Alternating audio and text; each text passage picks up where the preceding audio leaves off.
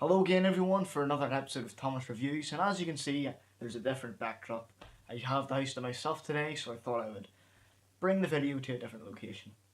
Anyway, today's video is going to be a Blu-ray review of another Masters of Cinema release, which I know you can't get enough of, and I can't get enough of either. This time we'll be looking at Island of the Lost Souls, 1932 film, and it's a steelbook. So let's have a look.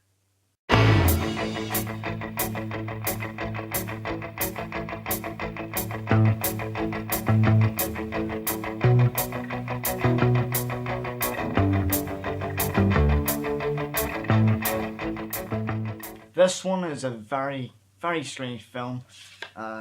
You just need to take one look at the box art. It's definitely an extraordinary film. First I'll tell you the plot synopsis and then I'll get into the details. Basically this is a film about Ira Parker, who finds himself shipwrecked and he ends up on the boat of Dr. Moreau, an owner of an isolated island. And he quickly becomes horrified by the experiments and the nature of his work on the island. On the island we see very strange half-human, half-monster animals along the lines of this one here. And from here we basically see Parker trying to escape from the island.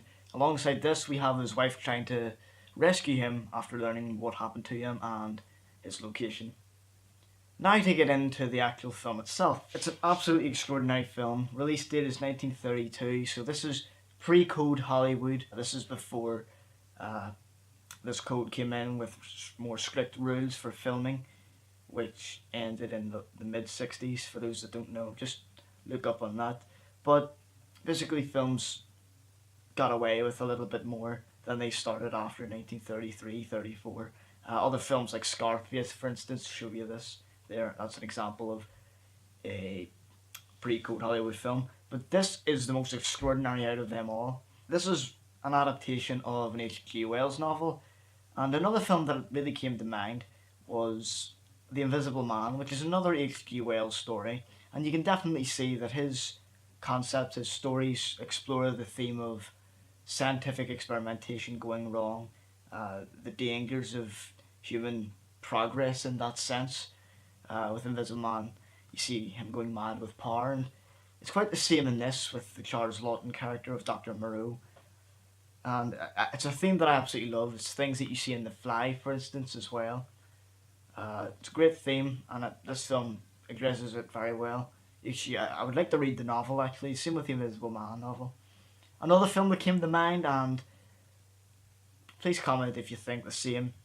If you remember the Lauren Hardy film, Babes in Toyland, or Parade of Wooden Soldiers, whatever it's called. The Bogeyman Island. Yeah, that's a very similar looking monster, and they're both on island. So yeah, you can see the similarity there. But yes, originally this film was rejected by the BBFC, which it says in the back here, and you can probably see why. They said it was against nature, which I could see.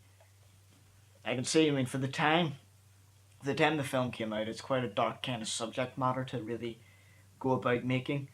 And yeah, you can definitely see why BBFC must have rejected it back then. People just weren't ready for it, I guess.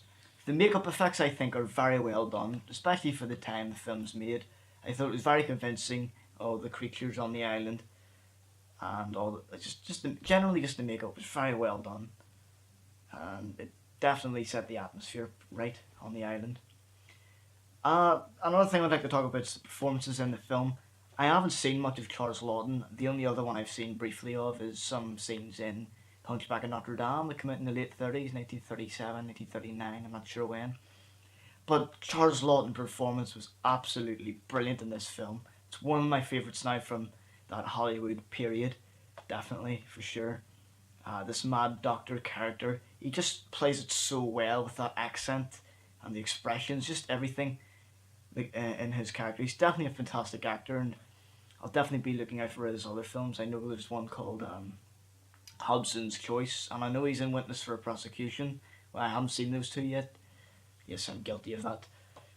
But I definitely look forward to seeing him. Definitely a fantastic actor, which I can see just from this one performance. And there's also another performance from Bela Lugosi in there, which you'll have to identify by voice, and it's very you very quickly identify the voice. He plays one of the half beast, half man characters known as the Sayer of the Law. Uh, his character was very great too, and Richard Arlen as well. He played the Edward character, was a fantastic actor also. My only real problem with the film is it felt kind of underwritten. The film is only at 71 minutes, and there's a lot in there that just seemed to. It felt like we were missing a lot. It just wasn't. It wasn't detailed enough. It just seemed to jump a lot, and I thought it was kind of silly towards the end. Minor spoiler here, but whenever his wife sends someone out to rescue him, you know, you would think it would be a rescue. It's a rescue mission. You would expect a ship or something, but no, he just turns up in a boat, a rowing boat, just the one rowing boat. That's it. So that didn't really make sense. It didn't seem very logical. But other than that little nitpick, Island of the Lost Souls is definitely a classic film. I look forward to watching this again sometime. And now let's move on to the specifications. This one has another decent amount. Not a very long booklet, but I still look forward to reading it because I'm very curious to learn more on this film. 30-page booklet, some fantastic images in here, I have to say. Really high quality images. It's a nice one there. And the cover.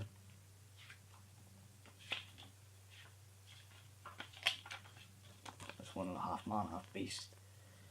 So yeah, very good booklet. Very disturbing inside art, I think. Very disturbing. It's just that's a creepy image. Right, and moving on to the specs of it. We've got the newly restored version of the film, subtitles, and the theatrical trailers in there as well. And there's also exclusive video interviews with Charles Lawton from biographer Simon Callow. Not that much on this Masters of Cinema release, but a decent fair amount for a film that seems quite overlooked.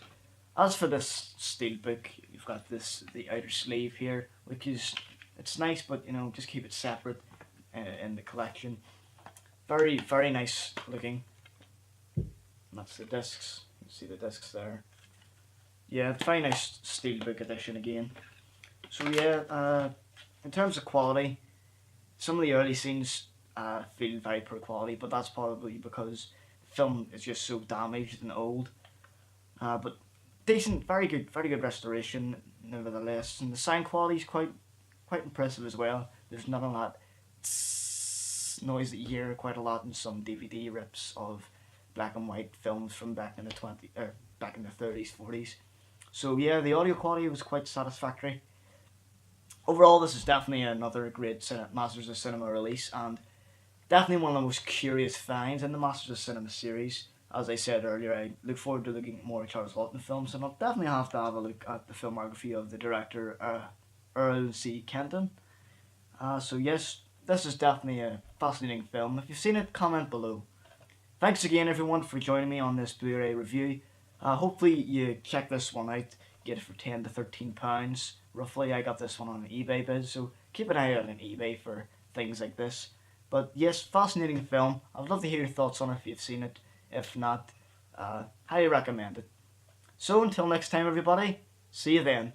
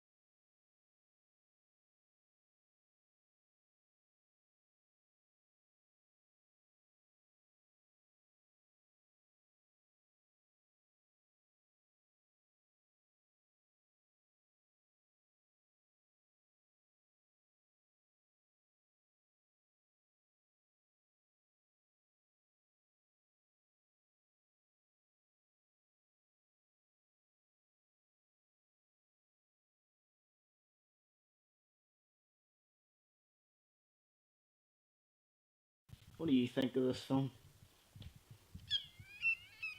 I know it is a creepy film, isn't it?